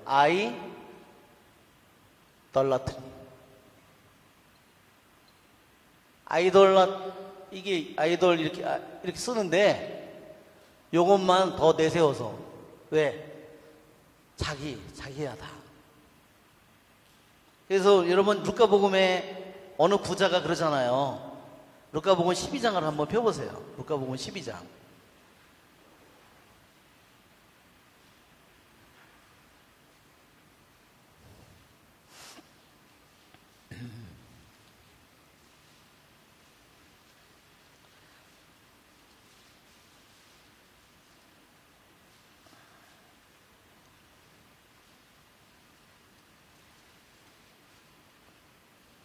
자, 13절.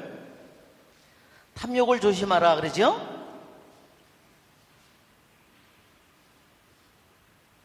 어리석은 부자의 비유가 16절서부터 나옵니다.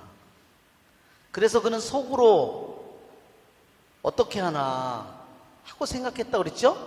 예, 이 네부카드네자르하고 또 왕하고 비슷해요. 속으로 생각했어요. 혼자 중얼거려요. 자, 이렇게 해야지. 곡간들을 헐어내고 더 큰 것들을 지어 거기다 내 모든 곡식과 재물을 모아두어야겠다. 그리고 나 자신에게 말하야지. 자, 내가 여러 해 동안 쓸 많은 재산을 쌓아두었으니 쉬면서 먹고 마시며 즐겨라. 그렇죠? 여기 보면 두 줄이에요. 17절, 18절, 19절. 그런데요, 요 세 줄 사이에요. 내가 몇 번 나오냐면요, 내가 10번이 나와요. 나가. 우리말로는 그렇지 않죠? 우리말로 찾아보세요. 몇 번 나와요? 내가 수확한 것을 모아둘 데가 없으니. 그렇죠? 이렇게 해야지 내 모든 곡식과 그 다음에 나 자신에게 말해야지. 이렇게 세 번밖에 안 나오죠? 우리말로는요, 주어가 없어도 말을 다 이해해요. 근데 영어로는 그게 안 돼요. 서양말로는. 그러니까 서양말로는 이것이 어떻게 되냐면요. 내가 어떻게 해야 되지? 내가 이 모든 곡식을, 내 곡식이에요. 그래서 여기에요. 17절, 18절 두 절 사이에요. 내가, 나라는 말이 마이가요. 아이와 마이가요. 몇 개가 나오냐? 10번이 나와요. 이 어리석은 부자는 탐욕의 죄를 가지고 있지만요. 탐욕의 죄인데 또한 무슨 죄냐면 탐욕이 곧 우상숭배입니다. 뭐를 섬기는 거예요? 자기밖에 모르는 거예요. 자기. 그러니까 하느님을, 모든 것 위에 하느님을 사랑할 수 있어요? 없어요? 안 돼요. 자기 이웃을 자기 몸처럼 사랑할 수 있어요? 없어요? 못해요. 두 개 다 못해요. 진짜 장애는 이게 장애예요. 우리의 육신의 장애 그것은, 진짜 장애는 이거예요. 하느님도 사랑할 수 없고 이웃도 사랑할 수 없고 자기밖에 모르는 거예요. 얼마나 주의 있는 사람의 삶을 다 지옥으로 만들까 보게 되는 겁니다.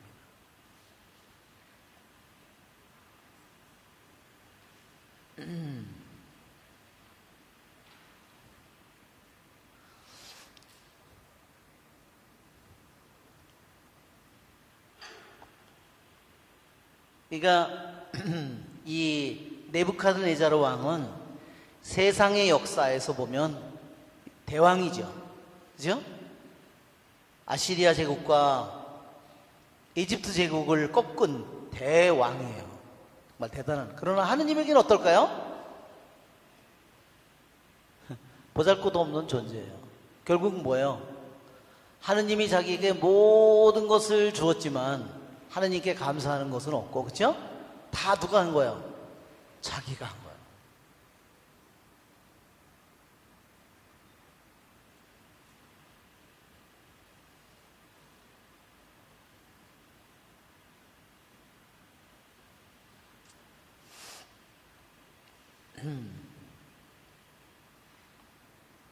그는 그리고 또한 다니엘이 자신이 이 하느님의 판결을 벗어날 수 있는 분명히 길을 알려줬지만 그것에 귀를 기울이지 않았어요. 그래서 결국은 그 판결이 그에게 떨어지는 겁니다. 그것은 바로 교만의 죄입니다. 우리 교만에 대한 여러분 프린트볼을 나눠줬죠?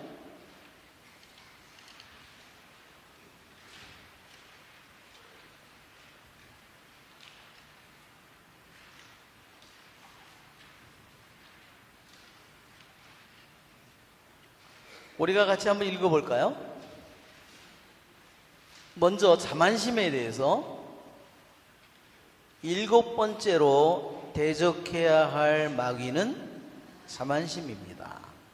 그것은 교묘하면서도 여러 가지 형태를 취하기 때문에 그것의 유혹을 받고 있으면서도 쉽게 감지할 수 없는 정념입니다. 그랬죠? 제가 정념이라고 그랬죠? 이게 정념이 무슨 말의 약자라고 그랬죠? 더 길게 말하자면 사욕편정의 약자예요. 사욕편정. 즉 욕정 자체라는 것은 하느님이 주신 좋은 거예요. 그러나 사욕편정이라는 말은요, 삿되고 삐뚤어진 그러한 욕망이에요. 즉 이 사욕편정은 하느님이 본래 인간을 만들어서 육과 혼과 영을 줄 때 하느님은 모든 육과 혼과 영을 조화롭게 만들었는데 인간이 원죄로 인해서 이 영과 혼과 육이 서로 조화가 깨지면서 이제 비틀린 관계가 됐다는 거예요. 삐뚤어진 관계가 됐어요. 그것이 바로 삐뚤어진 그것이 바로 사역 편정이다. 그래서 우리들에게 7가지 또는 8가지의 이 정념, 사역 편정이 있다고 얘기하는 겁니다. 우리 한글 파일에 이 말고 전체가 들어있는 거 있죠? 요거 말고 전체 들어있는 거. 좀 전체다라고 글자가 돼 있는 거. 전체다라고. 전체다라고. 요한 카시아노의 글 중, 이 글은 이것이 누구의 글이냐면 요한 카시아노의 글이에요. 요한 카시아노의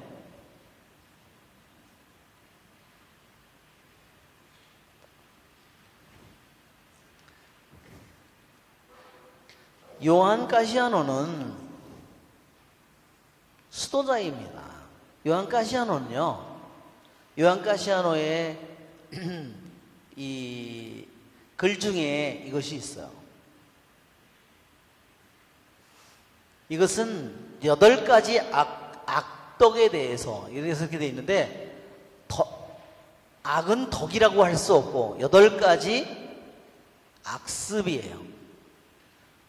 여기서 또는 이거를 7가지 악습, 좀 7제종 내지 8제종을 말하는 겁니다.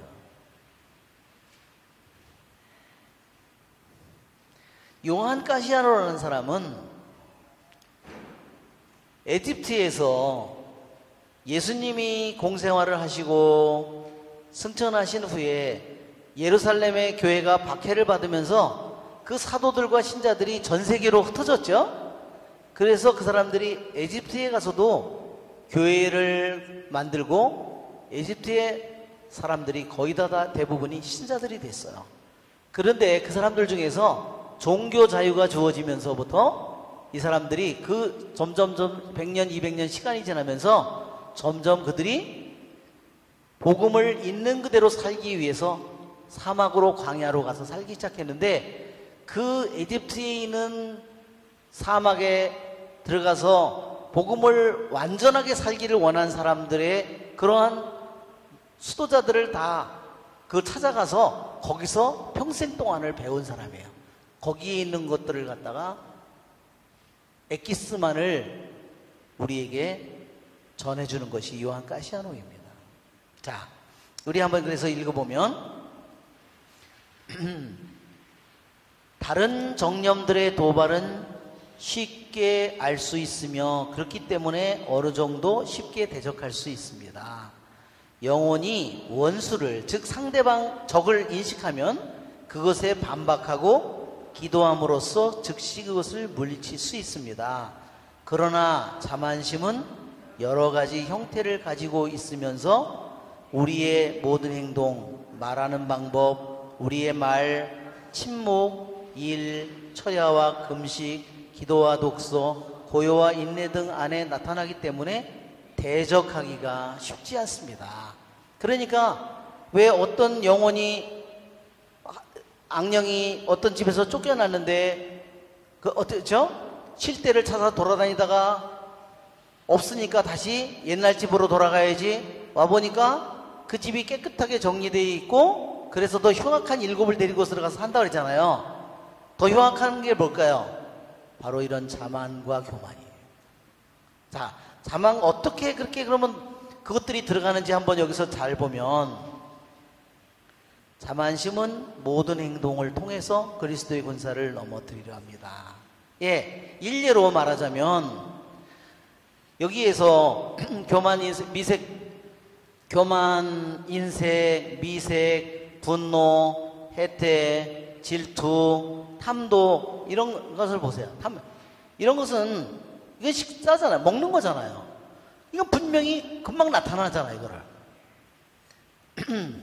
질투, 그 다음에 나태, 분노, 미색, 이것은 어떤 남색이나 여색을 탐하는 거잖아요. 이거는 너무 구두쇠잖아요.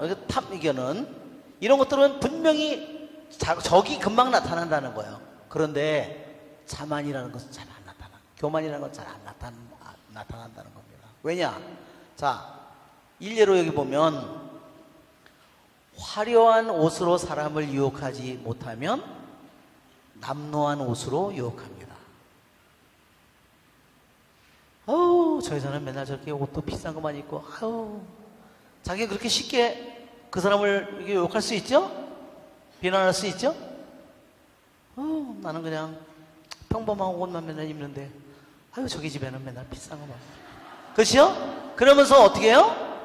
자기를 위로한다는 거예요. 왜? 내가 너보다 낫다. 너는 비싼 옷은 입었지만 너는 싸구려다. 네 인간은. 그러면서 나는 남에 드러나지 않는 이런 옷을 입어. 내가 너보단 고급이야 이년아. 이렇게 얘기한다는 거죠. 무슨 소리인지 아시겠죠? 이게 자만심, 교만심의 올감이라고. 참 교묘하죠? 또 그 다음에 뭐예요? 명예를 가지고 그에게 아첨하지 못하면 치욕처럼 보이는 일을 겪게 함으로써 우쭐대게 합니다. 내가 그렇게 나를 모욕했는데, 그래서 내가 이제 아무렇지도 않아. 그러면서 어떻게 해요? 자기가 자기 자신을 위로하고 자신을 낫다고 생각하는 겁니다. 그렇죠? 그러니까 이 치욕처럼 보이는 일을 겪게 하면서 내 자신을 어떻게 해요? 건전한 것으로 한 게 아니라 우쭐대게 만든다는 거예요. 우쭐대는 건 뭐예요? 좋은 거예요? 나쁜 거예요? 나쁜 거예요. 자, 그 다음에 우리로 하여금 유창한 언변, 말을 잘하고 해서 자랑하는데 실패하면 그 다음에는 이 사람이 뭘로 해요? 침묵을 통해서 나를 유혹해서 내가 고요함을 성취했다고 나를 믿도록 만든다는 거예요.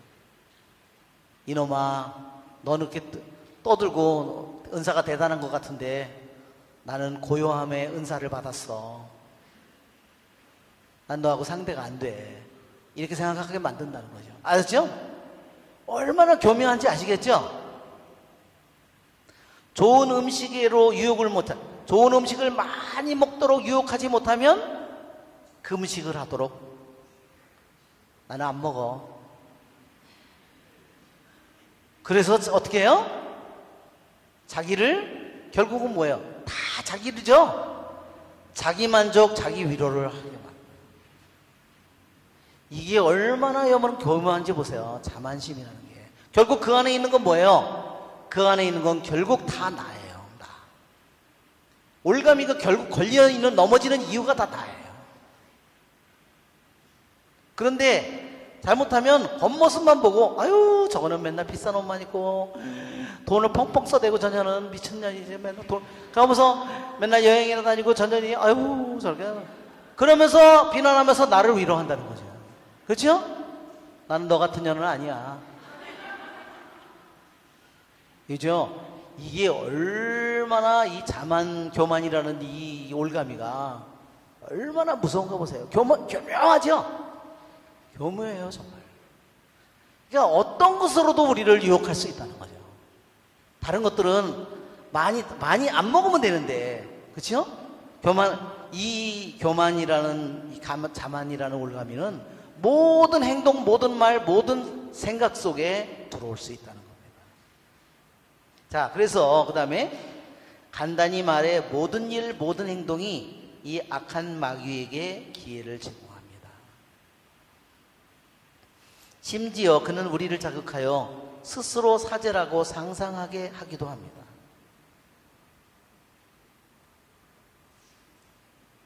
거기 있는 내용은 좀 지나서 그 다음 달력에 한 10줄 내려가서 영적 싸움에 참여하여 의의 면류관을 얻기를 원하는 사람은 여러 가지 형태를 취하는 이 짐승을 정복하기 위해 온갖 수단을 사용해야 합니다. 그러니까 뭐예요? 너희를 대하여 진친 저희의 뼈를 하느님이 흩으심이라. 말하면 둘러쌌다는 거예요. 시편 53편을 한번 여러분 펴보세요. 시편 53편. 예, 적들이 우리를 치려고 둘러싼 것을 얘기하는 겁니다. 진을 쳤다는 거죠. 시편 53편. 시편 53편.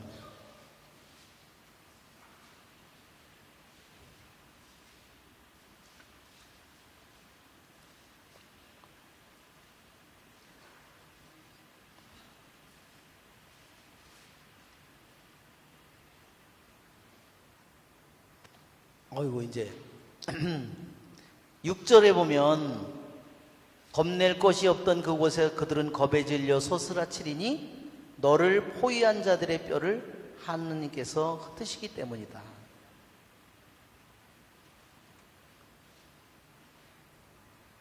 예, 여기에 포위를 한 자들은 누구냐면 악령의 군대예요.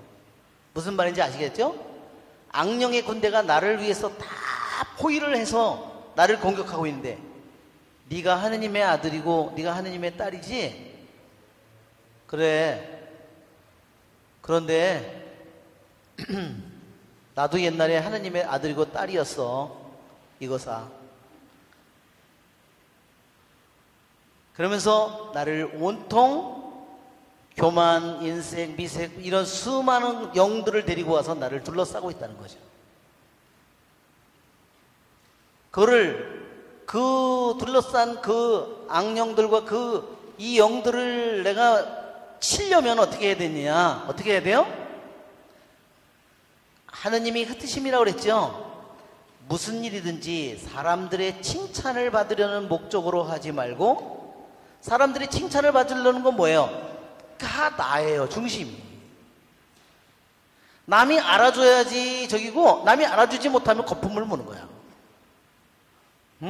내가 그렇게 했는데 나한테 고맙다는 것들은 없고 나를 알아주는 것들은 없고, 그러면 뭐죠?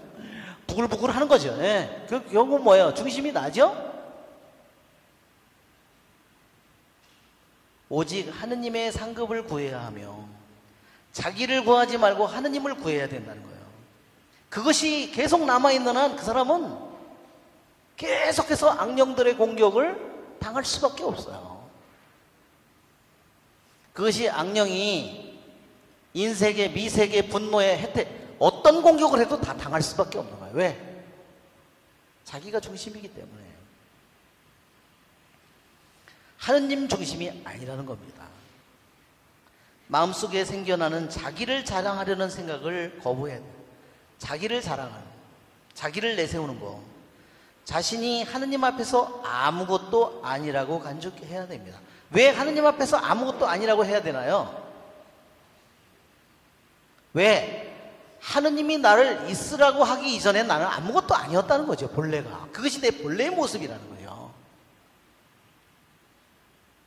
내가 육신적으로 내가 아주 젊고 아름답고, 그런데 그것이 내가 만든 거예요? 하느님이 나에게 육신이라는 걸 주지 않았다면 불가능하다는 겁니다. 만일 우리가 세상에 오기 이전부터 그걸 원래부터 아름다운 미모를 가지고 있었다면 내 거라고 할 수 있겠지만, 하느님이 나에게 생명을 주기 전에 나는 아무것도 없었다는 거죠. 그러니까 나는 본래가 뭐예요? 아무것도 아니라는 겁니다. 내가 어떤 덕을, 남들보다 더 훌륭한 점을 가지고 있는데 그 덕이 뭐라고 그러냐면, 여기에 우리 이 가시아노의 글 말고 요한 끌리마코의 글에 보면 하느님 등정의 사다리라는 것이 있어요. 거기에 보면 23번째 계단이 겸손이에요. 교만을 부순 게 겸손이죠? 겸손에 뭐라고 나와 있냐면, 내가 왜 하느님 앞에 아무것도 아니냐? 내가 태어나기 전부터 내가 뭔가가 있었다면 그것은 내 것이다. 그러나 난 태어나기 전에, 태어난 후에도 다 하느님께로부터 받은 거다. 근데 내 것이 어디 있어요? 또 내가 어떤 덕을 닦았다고 한다면, 그러면 하느님이 나에게 정신을 안 줬다면 어떻게 덕이, 그죠? 덕이라는 게 있을 수가 없다는 거죠. 다 그것도 하나님께로부터 받은 거다. 그러니까 하느님을 없이는 아무것도 나는 아무것도 아니라는 겁니다. 그게 내 본래 모습이라는 거예요.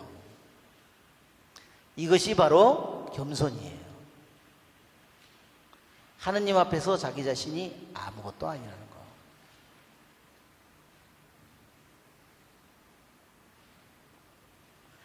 그것을 깨닫기 전까지는 우리는 이 악령의 공격에서 자유롭지 못한 거예요. 살짝만 건드려도 어떻게 돼? 예, 난리가 나는 거예요. 온 집안이 막 뭐 도깨비가 뒤쑤신 것 마냥 난리가 나는 거죠. 예.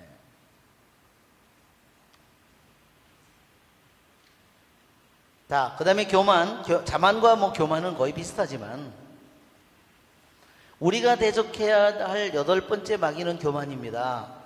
그것은 지금까지 다뤄온 어떤 마귀보다도 더 사납고 사악한 마귀입니다. 그는 우선적으로 완전한 사람들을 공격하며, 그러니까 초보자나 이런 사람을 건드리는 게 아니에요.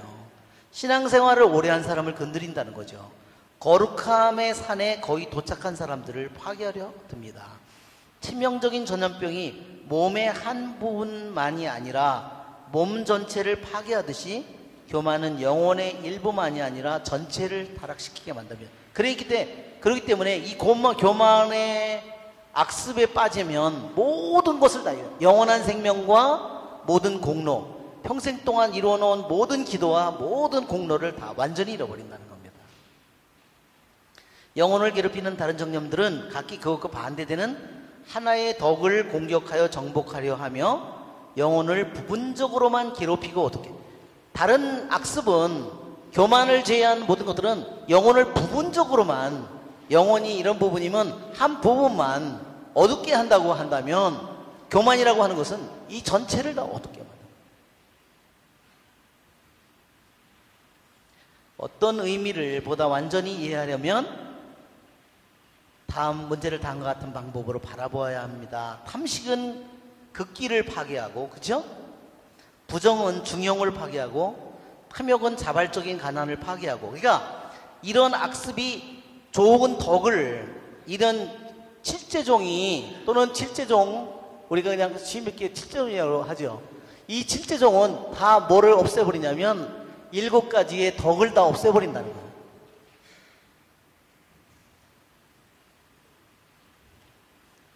그러니까 자기를 버리는 절제, 중용, 가난, 온유함, 이와 같은 겸손함, 이런 것들을 하지만